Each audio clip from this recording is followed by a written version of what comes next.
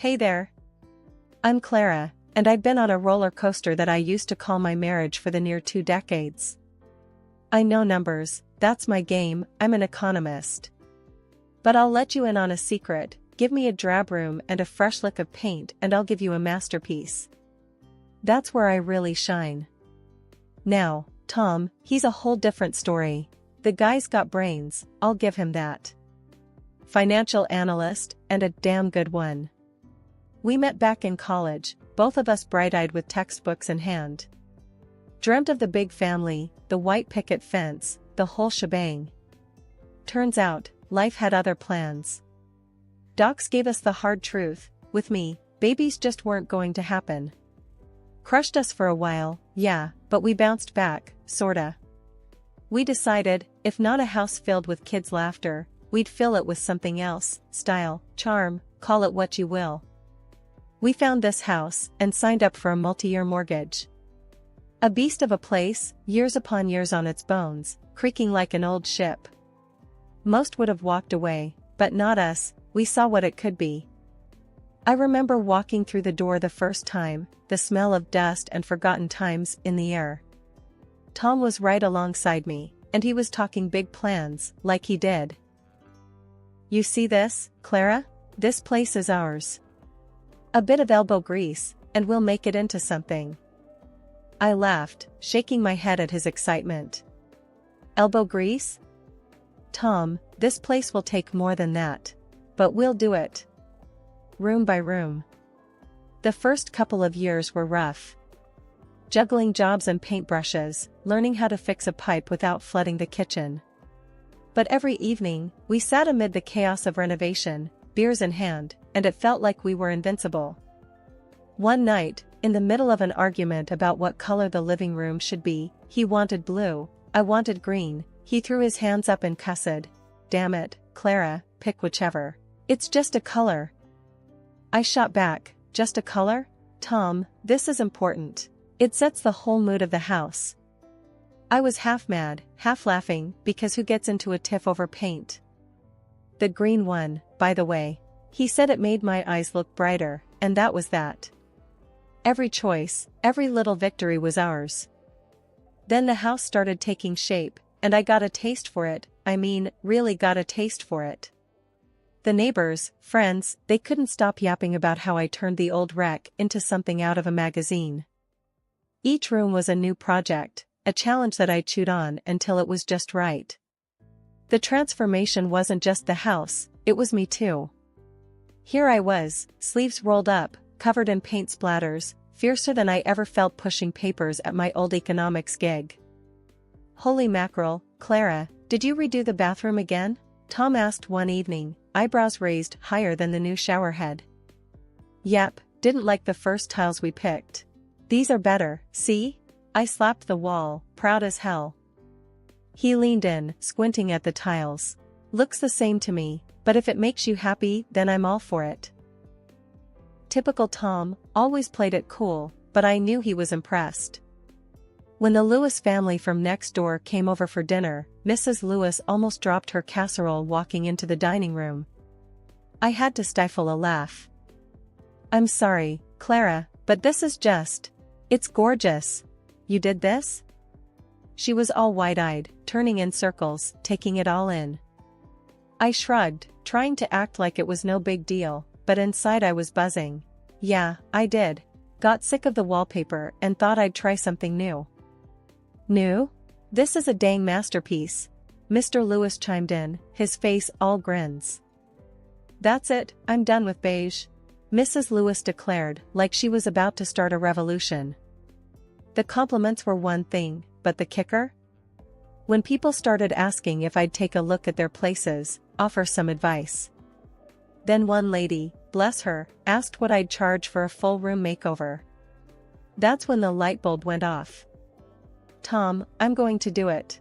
I'm going to make a go at this design thing full-time, I said that night, my head full of dreams and schemes. Tom looked up from his paper. Full-time, huh? You sure you're ready for that? I clenched my jaw but kept my cool. I've never been more sure of anything. Well, then you better get to it. No sense in waiting around. he said, and went back to his reading. Not exactly a parade in my honor, but Tom was never one for big displays. He didn't say much while I set up shop, turned the spare bedroom into my office. He'd pass by the door, give a little nod if he caught my eye. Transformed the tangled mess of our yard into a garden people stopped to admire. I'd see him out there, leaning on the fence talking with passers-by about the flowers and the shrubs like he knew what he was talking about. One afternoon he came back inside, shaking his head. Some guy out there just offered me $50 to talk to his wife about doing up their yard. Can you believe that? I grinned, leaning back in my chair.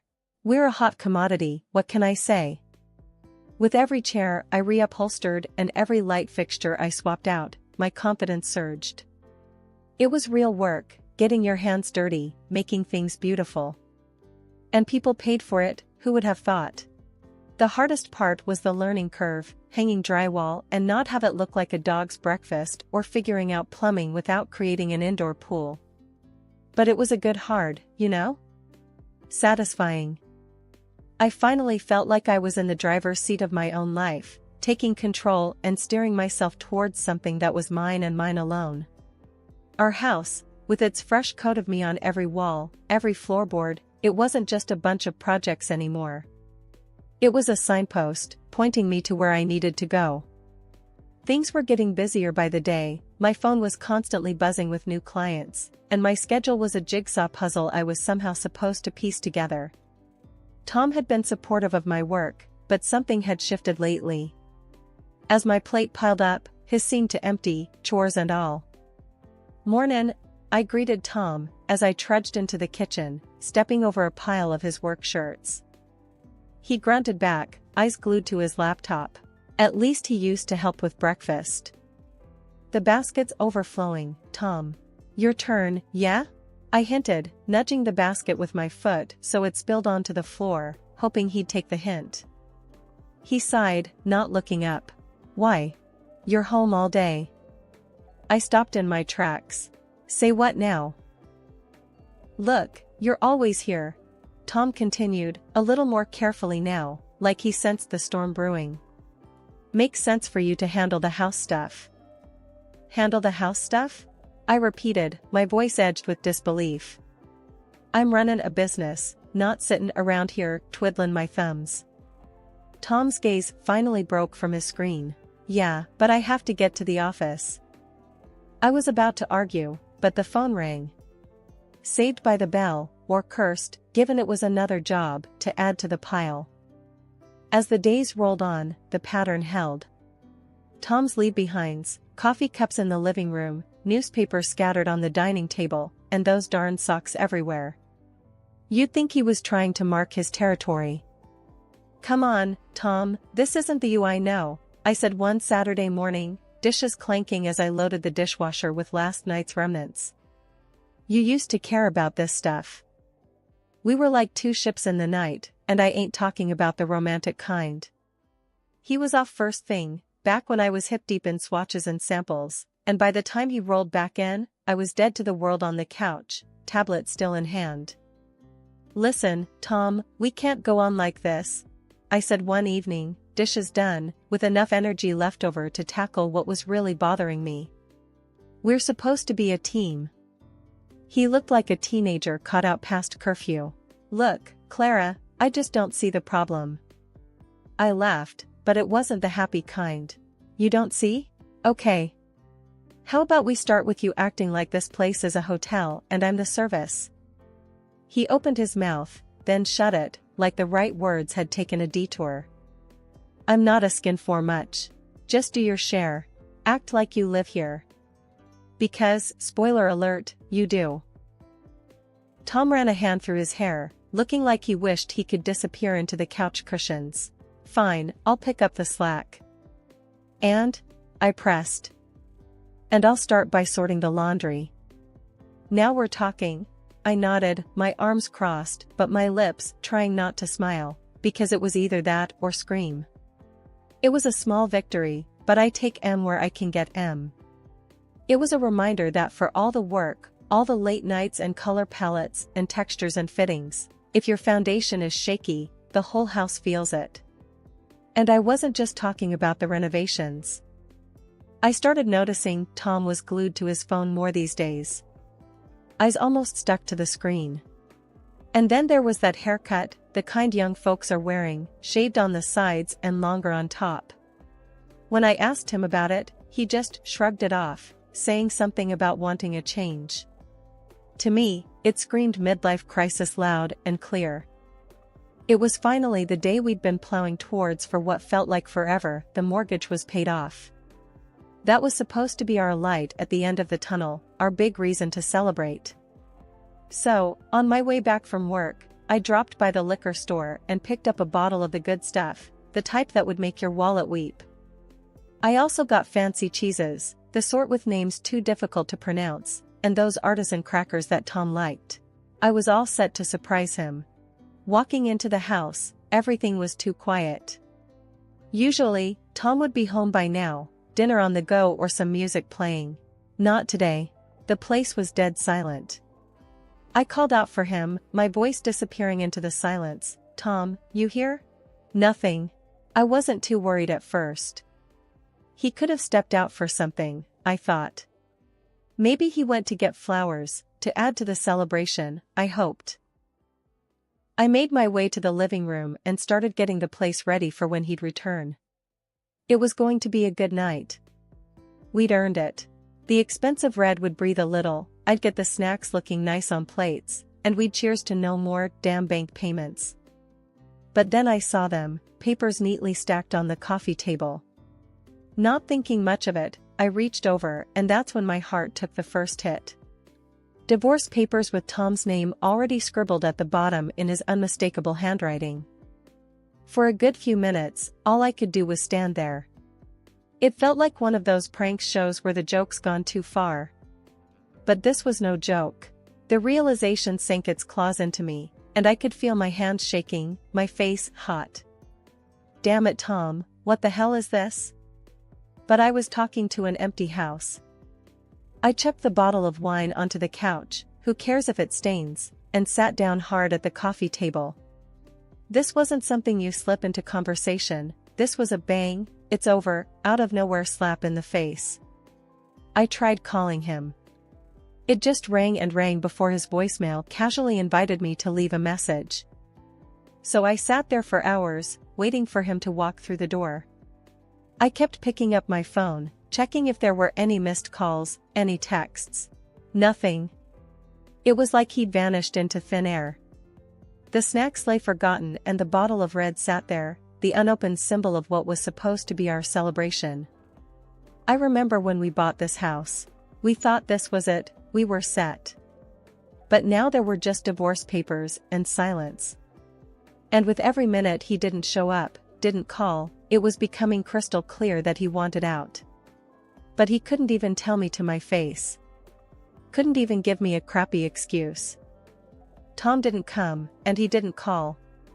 And I was left alone with a bunch of papers I never wanted, telling a story I didn't sign up for. When Tom walked in the next day, he wasn't alone. There she was, some young girl, looking at me like I'm yesterday's news. But this house, our house, she was eyeing it like it was hers already. "Oh, I wouldn't change a thing," she said as she flounced from room to room. "Except maybe the paint in the living room, brighten things up a bit. Don't you think it's a bit stuffy in here?" Her words, like she's marking her territory. Tom followed her like a lost puppy, then turned to me, "Brazen as you like. We will live here, Clara. In this house. With my new wife." I felt the anger boiling up inside, but I caught a look in his eyes, or maybe it was hers, and just like that, an idea sparked in my head. "Is that so?" I finally said, schooled my features into something calm, too calm. She pranced back in, still taking it all in, claiming it with her greedy little eyes. "Yes," she purred, "it'll do just fine."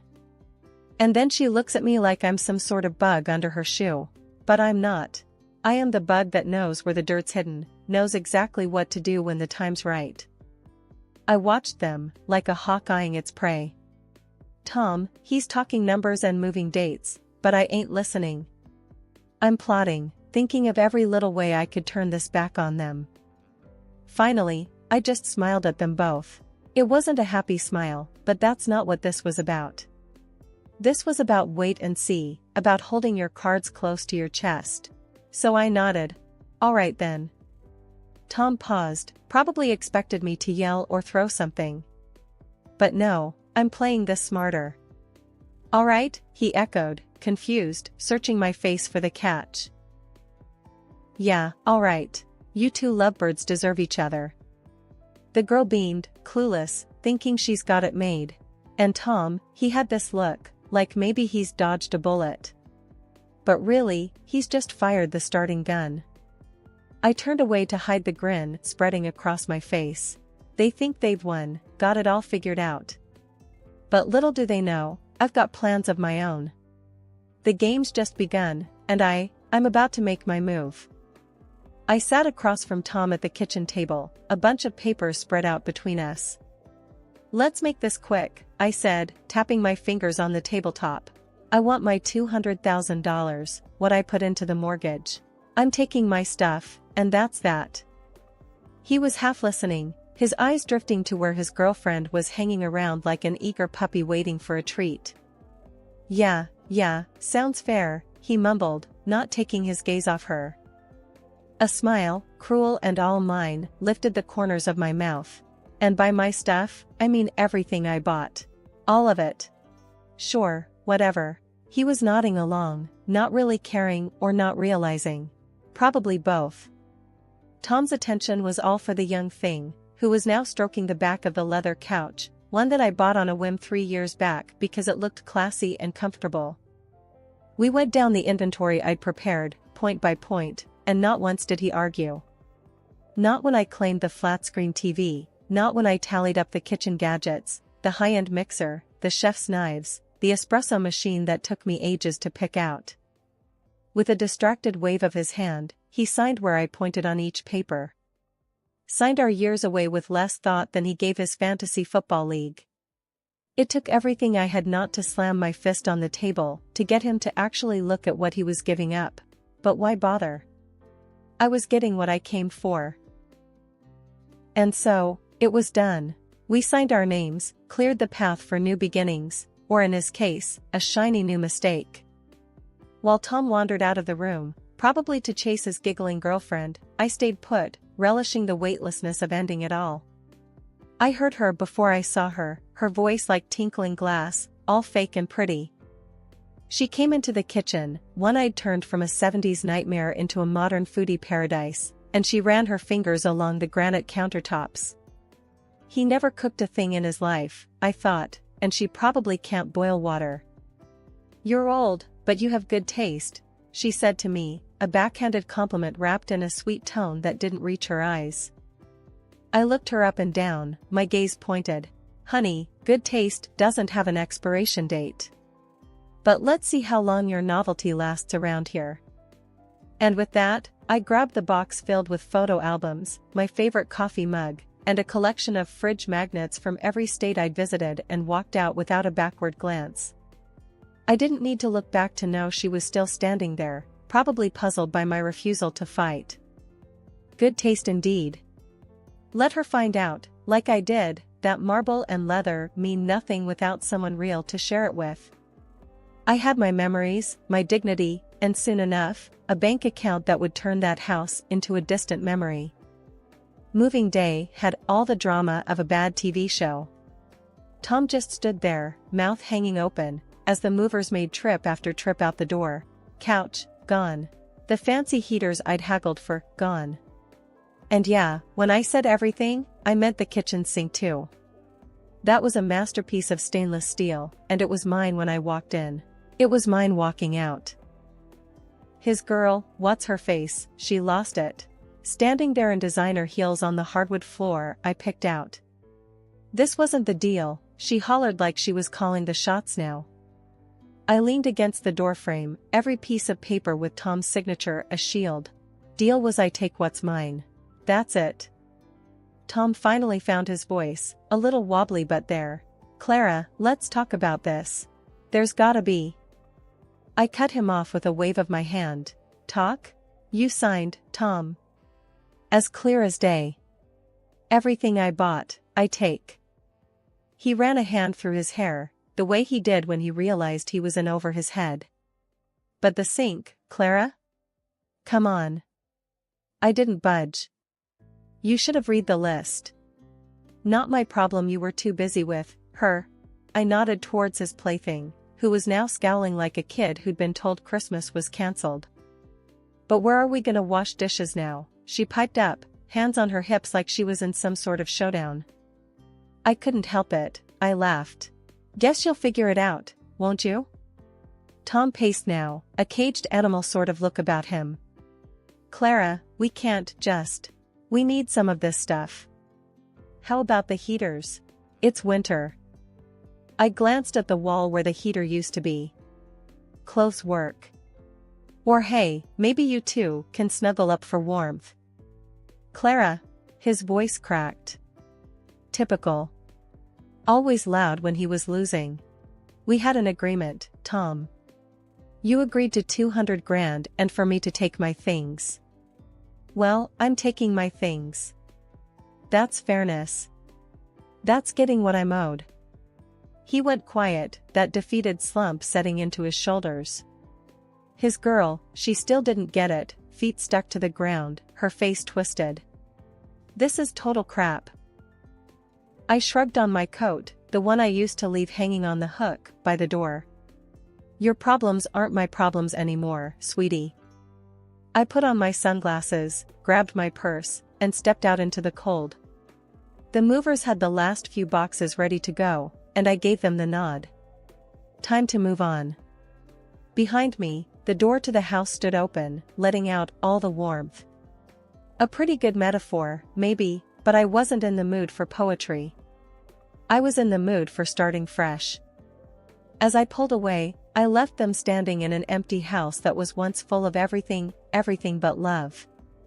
Love they'd have to find on their own, without the comforts I'd brought into their lives. A month had flown by since the split, my new life slowly taking shape, when my phone buzzed with a number I knew too well. My ex, sounding all choked and lost, was on the line. I can't do this anymore, he groaned. I'm cooking, cleaning, it's all me, all day long. He told me how his young wife did squat, just flicked her thumbs on her phone screen or waltzed out with her pals.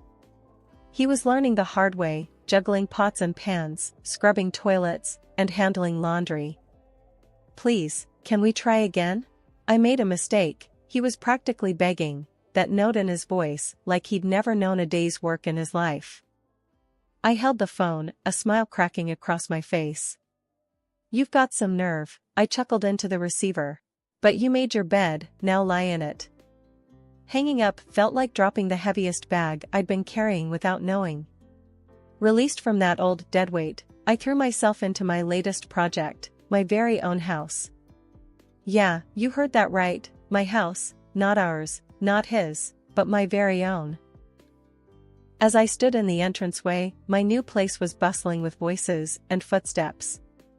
A blank canvas waiting for me to splash it with life. Hey lady, where do you want this box? One of the movers called out, struggling under a carton labeled kitchen stuff. Over there, by the counter, I directed, pointing him to the spot. The advance guard of my new abode was just me and a crew who didn't care about the past, just where to lug the next heavy thing. They'd drop a box, wipe their brows and ask where the next goes. A dance of starting anew. That night, with the boxes still piled high, it hit me, this wasn't just a new page, it was a whole other book. And I was going to fill it with wonders and blunders, scribbles, and scenes that made sense only to me. It's funny, how you think you need someone to make a house a home. But all you really need is to surround yourself with things that make you, well, you. Starting over? Yeah, let's paint this town with my kind of life.